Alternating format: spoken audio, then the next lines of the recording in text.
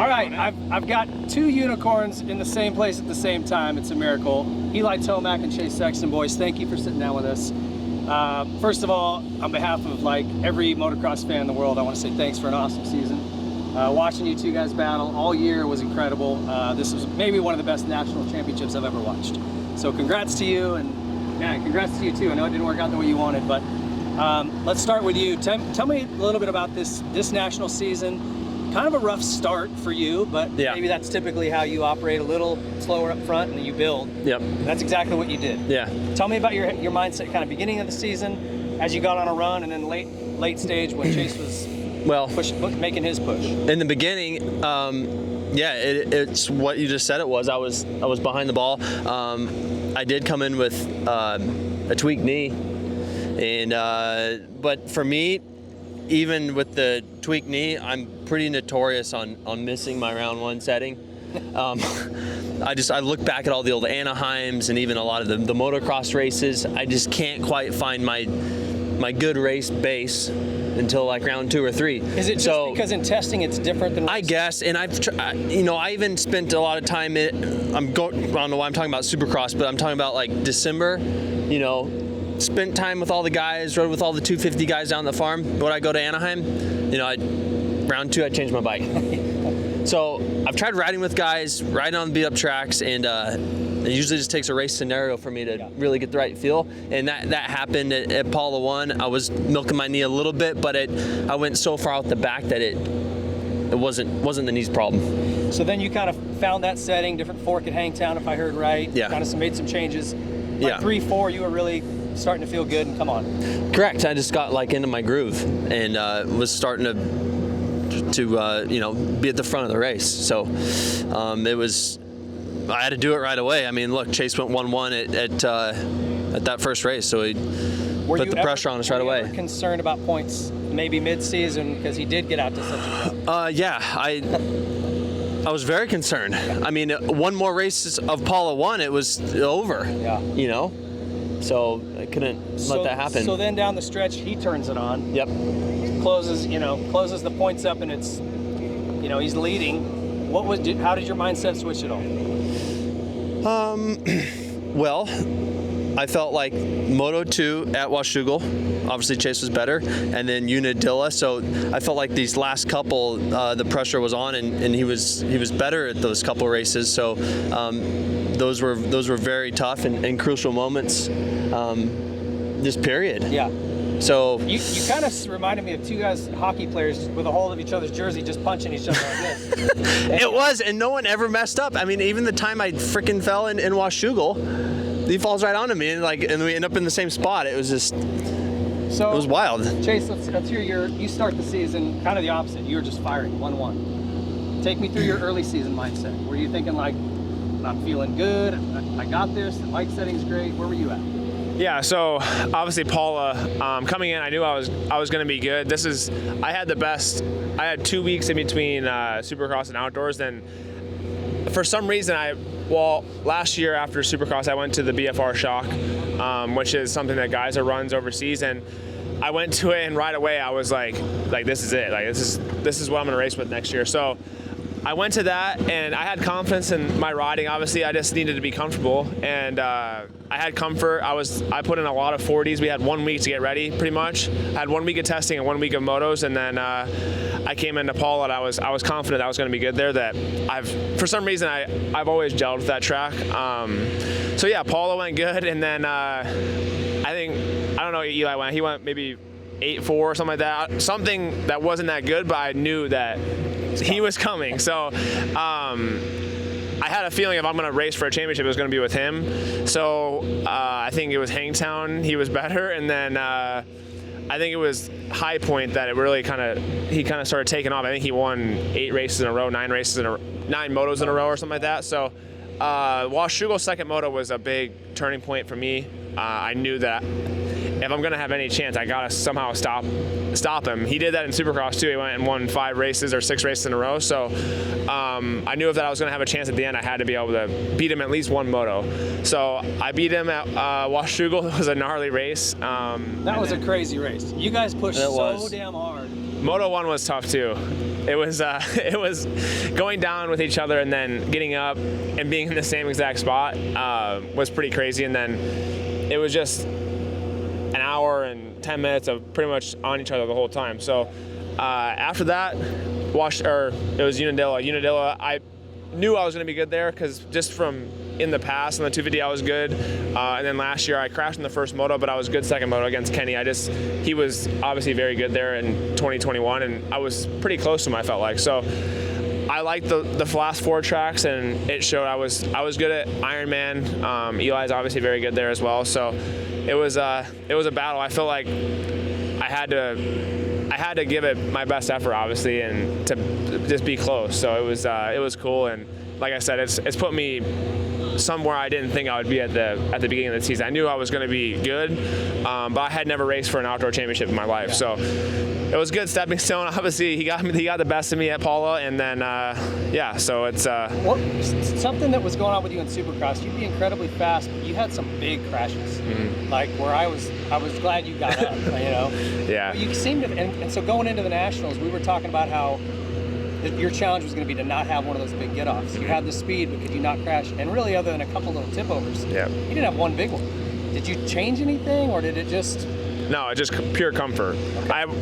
I haven't, even in Supercross, there's maybe San Diego there's a few races that I was comfortable, but I never felt at home, especially after 10 minutes into the race. So this year, outdoors especially, I just felt like I was comfortable. Yeah, I was comfortable on the bike, and it was a lot of those crashes, especially towards the middle of Supercross. I wasn't comfortable, and I wasn't focused on what I needed to be focused on. I wasn't focused on racing. I was more focused on what my bike was doing, which was part me and part obviously not being comfortable with the bike. So I think I've never really, even in 250 class, I never really crashed that much. So it's been a growing pains on the big bike, and I'm hoping that we're past those. Obviously, I had some tip overs and outdoors, but we're definitely on the right path. Okay, so take me to the last round at Paula.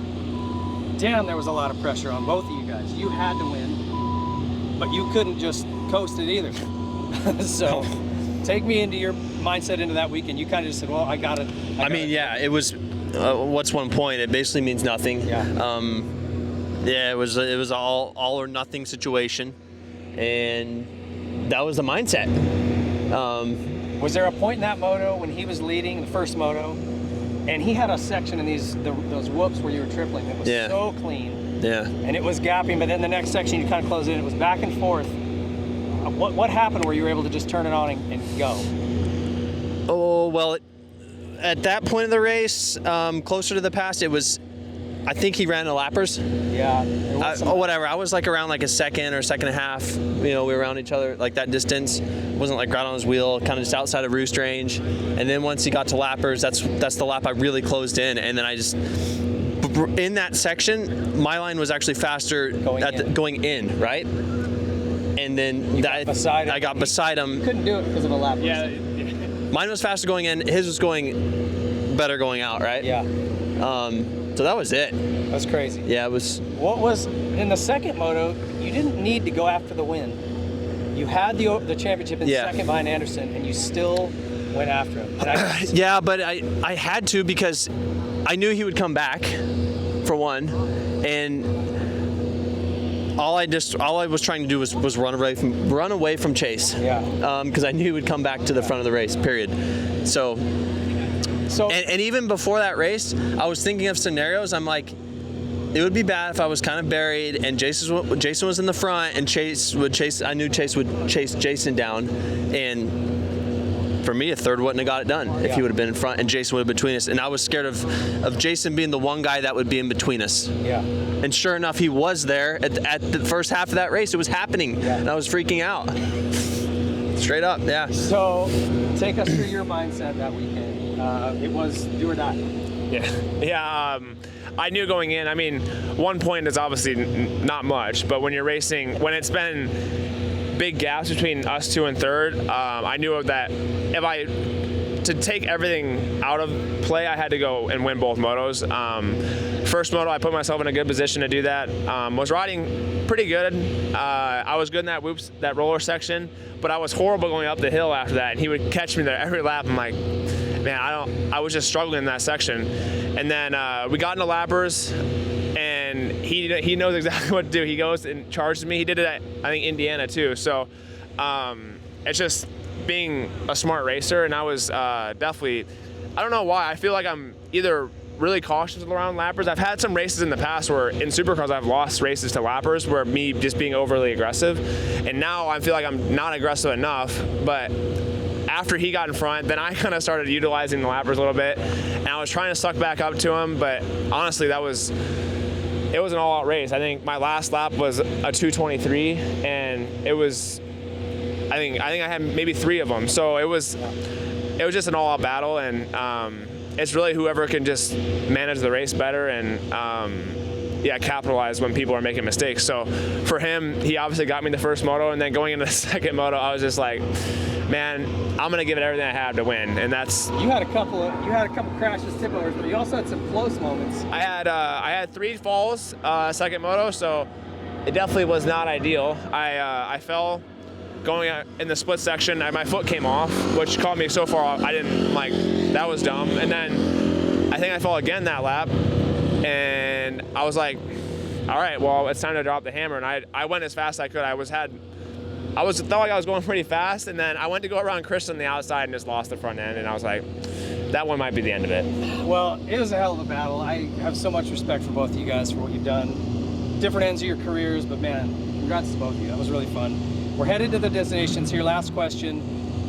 How are you guys going to kind of come together as a team and fight for USA? You guys got a plan? Have you talked much about it?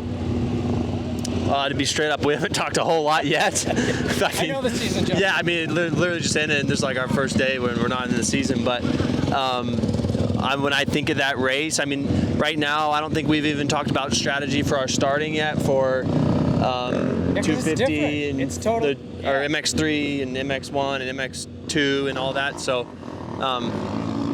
I think we're all 3 good enough. We just have to just go do our thing, like ride. Yeah. And obviously relay information and practice and stuff, but I feel like we're really, really strong this year. So yeah, I think I don't think there's going to be a whole lot of secrets. We just need to go ride our bikes. Is this fun to like now team up with the guy you've been chasing and fighting with all year long? Yeah, there hasn't been much strategy talk, obviously, with being super close in the championship.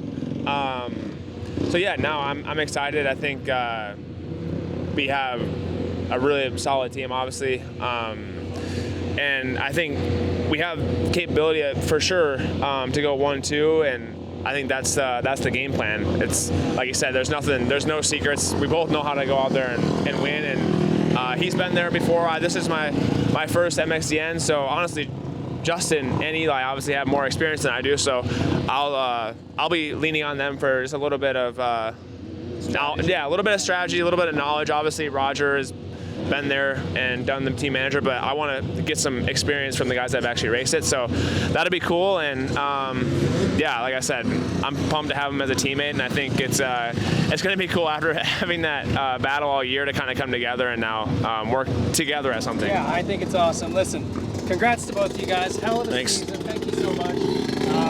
On behalf of every motocross fan in the world, congrats and thanks, you guys. Thanks.